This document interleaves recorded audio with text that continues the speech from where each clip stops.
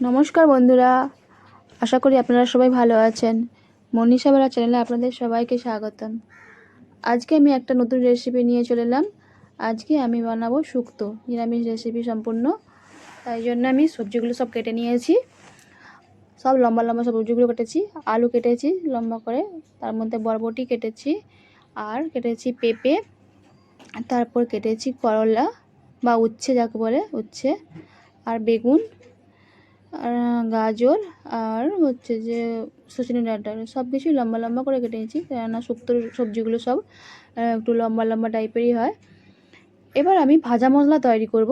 তার জন্য গ্যাসের মধ্যে কড়া বসিয়ে দিয়েছি, গ্যাসটা জেলে কড়াটা গরমও হয়ে গেছে। ভাজা মশলা করার জন্য আমি নিয়েছি কয়েকটা গোলমরিচ আর একটুখানি মৌরি, 8 চামচের মতো।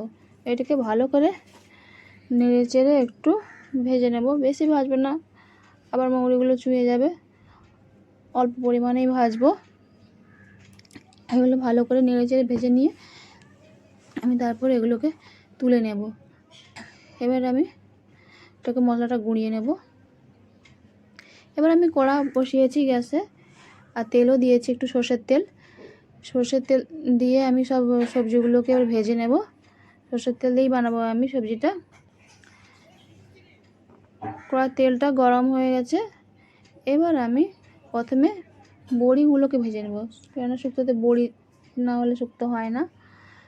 তাই বড়িগুলোকে আমি কড়ার মধ্যে দিয়ে দিয়েছি।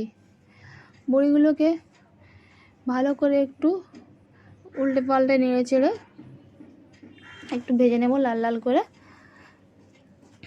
তাই আমি বড়িগুলোকে একটু ভালো করেই ভাজবো। ভেজে নিয়ে তারপর আমি বড়িগুলোকে তুলে নেব। দেখুন বড়িগুলো লাল লাল ভাজা হয়ে এসছে। এবার বড়িগুলোকে আমি তুলে নিচ্ছি। বড়িগুলো ভেজে আমি তুলে নিয়েছি। এবার আমি ওই কড়ার মধ্যেই, ওই তেলের মধ্যেই আমি সবজিগুলোকে আস্তে আস্তে ভেজে নেব। প্রথমে আমি উচ্ছেটাকে নেড়ে চেড়ে ভেজে নেব। একটু উচ্ছেটাকে একটু ভালোভাবেই ভাজবো, একটু লাল লাল করে, কারণ উচ্ছেটা একটু ভালো করে ভেজে দিলেই ভালো লাগবে। উচ্ছেটা ভাজা হয়ে এসছে, লাল লাল করে ভেজে নিয়েছি। এবার উচ্ছেটা আমি তুলে নিচ্ছি। তারপর ওই উচ্ছে ভাজার তেলের মধ্যেই আমি পরপর সবজিগুলো ভেজে নেব। এবার আমি ওর মধ্যে কেটে রাখা বেগুনগুলো দিয়েছি। বেগুনগুলোকে একটু নেড়ে চেড়ে ভালো করে ভেজে নেব, একটু লাল লাল করেই। বেগুনগুলোকে ভাজা হয়ে এসছে।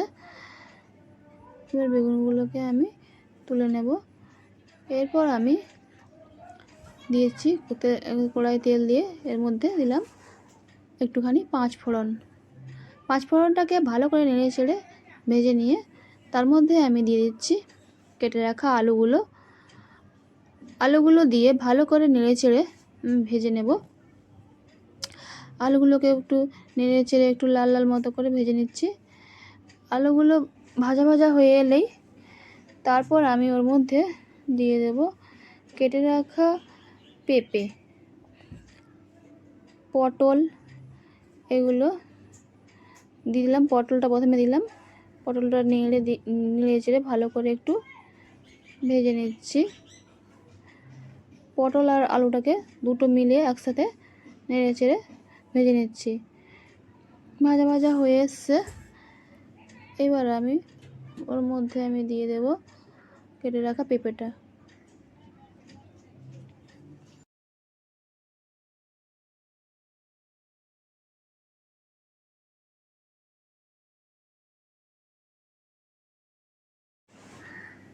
আমি এবার পটল আর পেঁপে আলুগুলোকে ভালো করে ভেজে নিয়েছি।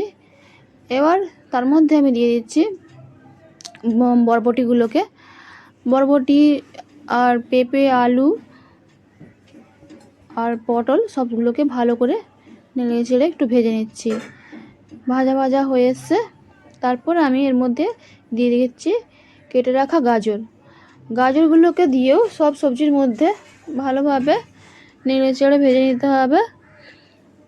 ওইগুলো সবজিগুলোকে ভালো করে একটু ভেজে নিতে হবে। সবজিগুলো যত ভালো ভাজা হবে শুক্তোটা তত বেশি খেতে টেস্টি হয়।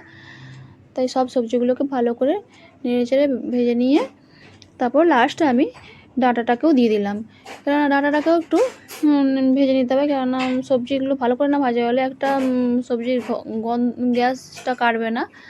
তাই ভালো করে সব সবজিগুলোকে ভেজে নিলাম। আপনারাও বাড়িতে বানিয়ে দেখবেন কেমন লাগছে। আর যদি ভালো লাগে তো আমার চ্যানেলে লাইক, কমেন্ট ও শেয়ার করবেন।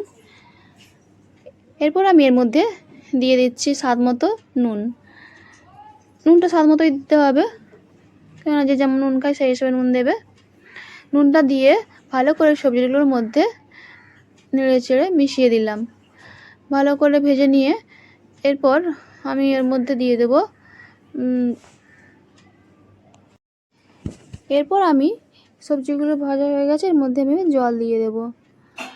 জল দিয়ে দিচ্ছি। জল দিয়ে তারপরে আমি সবজিগুলোকে আমি 10 মিনিট ঢাকা দিয়ে 10 মিনিট সেদ্ধ করে নেব। এরপর আমি সেদ্ধ করে নিলাম 10 মিনিট।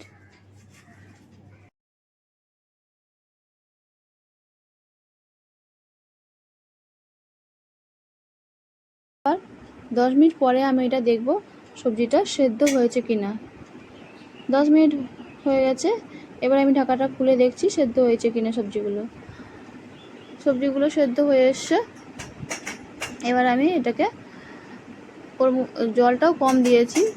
এবার ওই জলের আর সবজিগুলোর মধ্যেই আমি পোস্ত আর যে সর্ষে আর পোস্ত আর আদা বেটে রেখেছিলাম সেটা আমি দিয়ে দেব। সর্ষে, পোস্ত আর আদা আমি যে মিক্সিতে বেটে নিয়েছিলাম ওই মিক্সটা এবার আমি 2 চামচের মতো এই সবজিগুলোর মধ্যে দিয়ে দিচ্ছি, কেন অল্প পরিমাণে একটু জল আছে, তাই আমি ওটাকে ওর মধ্যে মশলাটা দিয়ে এবার ভালো করে সবজিগুলোর সাথে নেড়ে চেড়ে মিশিয়ে নেব।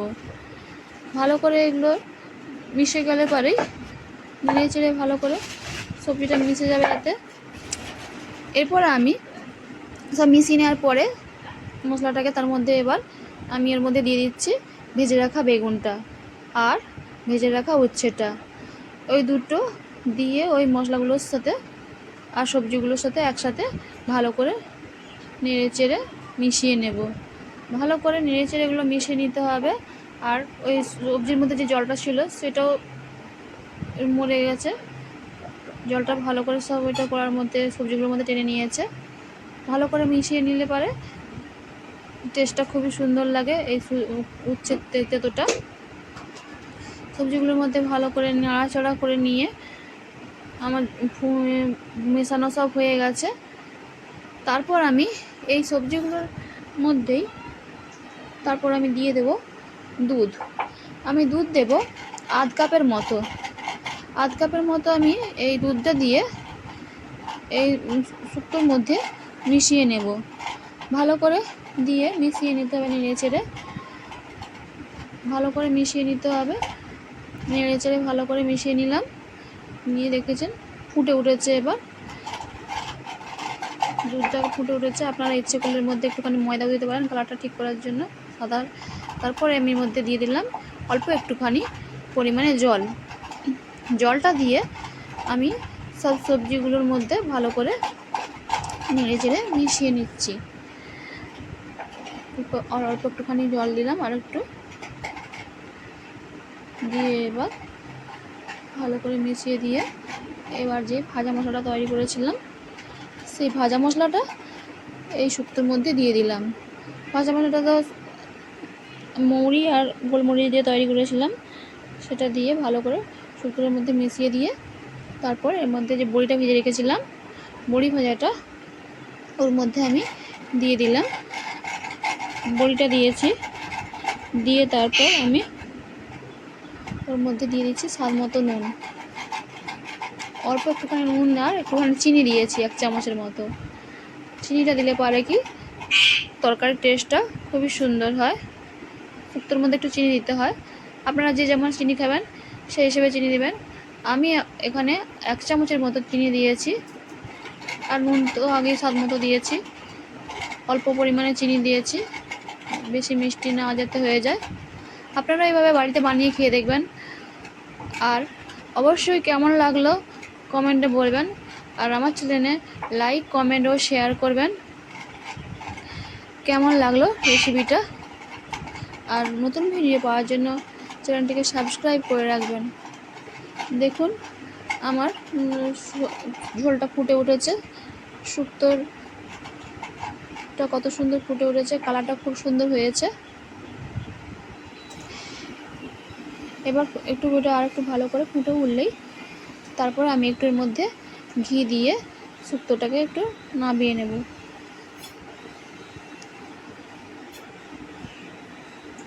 আর এতক্ষণ আমার সাথে থেকে ভিডিও দেখার জন্য আপনাদেরকে অসংখ্য ধন্যবাদ। দেখুন আমি তরকারিটা এবার নামিয়ে নিয়েছি।